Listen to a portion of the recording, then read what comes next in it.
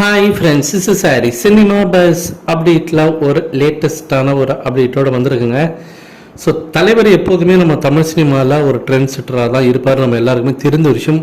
எப்போதுமே ஒரு அடுத்த ஒரு லெவலுக்கு கொண்டு போவார் நம்ம தமிழ் சினிமாவை. அது உலக அரங்காக இருந்தாலும் சரி, இந்திய அரங்காக இருந்தாலும் சரி.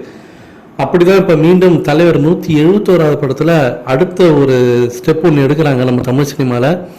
அது என்னன்றது ஏற்கனவே நம்ம பேசிட்டோம். ஐமேக்ஸில் தான் இந்த படத்தோடைய சில காட்சிகள்லாம் வந்து ஃபுல்லாக வந்து ஷூட்டிங் பண்ண போகிறாங்க. இப்போ அதுலேருந்து ஒரு சின்ன மாற்றம். படத்தோடைய ஒட்டுமொத்த சீன்ஸுமே வந்து ஐமேக்ஸ் கேமராவில் எடுத்துடலாமா, 3Dயில் ரிலீஸ் பண்ணலாமா இந்த படத்தை அப்படின்ற மாரி சன் பிக்சர்ஸ் ரொம்பவே மும்முரமாக அதற்கான வேலைகள்லாம் ஈடுபட்டிருக்காங்க. அது எந்த அளவுக்கு சாத்தியம், அதோடைய காஸ்ட் என்ன ஆகுது, அதை அப்படி போட்டு பண்ணும்போது போஸ்ட் ப்ரொடக்ஷனில் எந்த அளவுக்கு அதுக்கு செலவாகும், காஸ்ட்லி ஆகும், அதை தேட்டரில் ரிலீஸ் பண்ணும்போது என்ன மாதிரியான சிக்கல் வரும், ஸோ எல்லா தேட்டரில் அது அவைலபிளாக இருக்கா, அந்த மாதிரிலாம் பண்ண முடியுமா அப்படின்றத பற்றி அவங்க யோசனைக்காகலாம். சமீபத்தில் ஒரு ஆங்கில மேகசினில் இது சம்மந்தமாக ஒரு கட்டுரையே வந்திருக்கு. நம்ம தமிழ் சினிமாவில் கடைசியாக பார்த்தீங்கன்னாக்கா ஒரு பெரிய படங்கள்னு பார்க்கும்போது யார் வந்து அந்த ஃபிலிம் ரோலில் வந்து படம் எடுத்தாங்கன்னு பார்த்தீங்கன்னா தனிவரும் தான். 2015 வந்த படம். அதுக்கப்புறம் சங்கர் வந்து ஐ படம் எடுத்தார். அதுவும் பார்த்தீங்கன்னாக்கா ஃபிலிம் ரோலில் எடுத்த படம் தான். அதுக்கப்புறம் இந்த மோஸ்ட்லி எல்லா பெரிய படங்கள் எல்லாமே டிஜிட்டல் கேமராவில் எடுத்த படங்கள் தான். ஸோ அப்படி இருக்கும்போது மீண்டும் பார்த்தீங்கன்னாக்கா அந்த 70mm அந்த ஃபிலிம் ரோலில் வந்து படத்தை எடுக்க போகிறாங்க. ஸோ அதுதான் இப்போ லோகேஷ் கனகராஜ் அவர்கள் தெளிவாக சொல்லியிருந்தாரு. தலைவர் 171 நாங்கள் ஐமேக்ஸ் ரீல்ஸ் கேமராவில் நாங்கள் அதை யூஸ் பண்ண போகிறோம். ஸோ ரியல் அந்த பழைய ஃபார்மெட்டுகளை அவங்க வந்து படத்தை எடுக்க போகிறாங்க. இப்போ வரக்கூடிய பெரிய பெரிய படங்கள், ஹாலிவுட் படங்கள்ல killers of the flower moon உட்பட ஸோ எல்லாமே ஓப்பன்ஹைமர்லேருந்து எல்லாமே பார்த்தீங்கன்னாக்கா அந்த அந்த லேட்டஸ்ட் டெக்னாலஜி விட்டுட்டு பழைய ஃபார்மெட்டுக்கு தான் அவங்க போக ஆரம்பிக்கிறாங்க.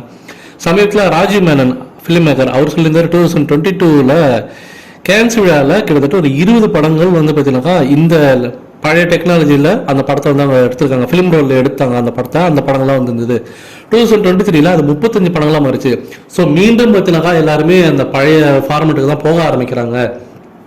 என்னதான் நம்மகிட்ட வந்து லேட்டஸ்ட் டெக்னாலஜி, டிஜிட்டல் கேமரா, அந்த கேமரா அது இதுன்னு எல்லாம் பேசினாலுமே கூட அந்த பழைய ஃபார்மெட் வந்து ஏகப்பட்ட பெனிஃபிட் நம்ம இன்னைக்கு தந்துதான் இருக்கு. ஸோ அதை நம்ம யூட்டிலைஸ் பண்ணிக்கணும் அப்படின்ற மாதிரி சொல்லிருப்பாரு.